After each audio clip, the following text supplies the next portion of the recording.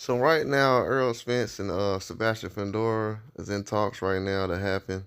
It's been discussed for a while since October that the fight was going to happen. They had it scheduled for October. Then a lot of things was happening where it had to get pushed back, scheduling, and just a lot of different things. They didn't want to clash with a lot of other fights as well.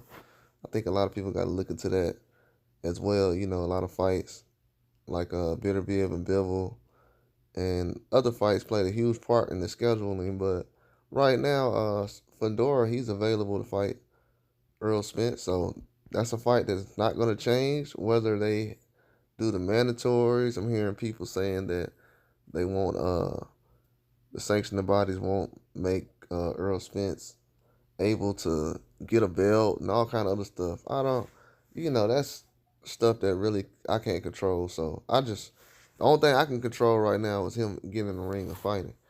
So I don't know what the ins and outs of behind that, but I feel like if he goes in there and gets in the ring, he should be able to fight for a belt. We've seen other circumstances where guys shouldn't even be in the ring with a lot of fighters, and they end up getting in there a lot of times, 2 or 3 weight classes up. So I don't think the situation with Earl Spence, he took one loss to Terrence Crawford, and a lot of people say it was brutal and everything else, but um, to be honest with you, he lasted longer than Tim Tszyu. He lasted longer than Anthony Joshua against tougher competition. And we see how the situation turns out. That's how boxing is, man. But Earl Spence gonna be able to bounce back. Trust me. Trust me. He didn't get here by just being a nobody. He's got in this situation because he knows what he's capable of and he knows what type of person he is. But at the same time, Fundora is on a hot streak.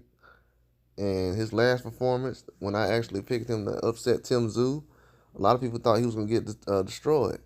But Fundora showed up, gave the jab. But this is a good sign for PBC. PBC is showing up at the right time because, we at the 11th hour right now, and a lot of things are changing. A lot of fighters are leaving the banner. They're not really hanging around. They're not really sticking around and trying to figure out certain opponents. I know guys also want to be in a position where they want to be loyal and stick to the same people they've been dealing with. And grass is not always green on the other side. You leave a platform or a situation, you might end up being second fiddle to someone else. That's a lot of things that come into the part as far as guys switching from platform to platform is really being able to be treated fairly like you were at the place you just left. And also, with these fights coming up with Fundora and Earl Spence, you get to find out what these guys are really capable of.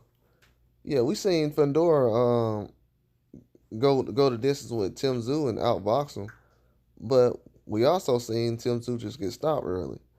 So you want to know what kind of guy and what kind of confidence and what kind of abilities that Fundora has against a guy like Earl Spence. Earl Spence might be better than what people think he is. Going in there with Terrence Crawford, it might have just been a bad style matchup. He can go out here against Fundora and cause a lot of issues. Fundora can go out here and probably cause a lot of issues. It's a lot of interest in this fight and a lot of unknowns we still don't know in this fight. A lot of people aren't really guaranteed. A lot of people aren't really as confident in Earl Spence or even a Fundora at this point as far as other fighters. I'm not hearing Fundora's name being thrown around as the best at 154 or one of the best. I'm hearing Bakaram is the guy to fear now. So that just goes to show you how the fans have kind of translated from Fundora. I don't think Fundora really got full credit for that fight anyways. But at the same time, he's going to be able to go out here and prove himself again. And Earl Spence as well. I think this is a great matchup. And we also have some other rumors about other fights that's being announced on the undercard that's possibly being made, co-main events. But I'll be coming out with that soon. But right now they're talking about March 29th. I heard another fight recently was getting announced on March 29th, possibly. So this sounds about right.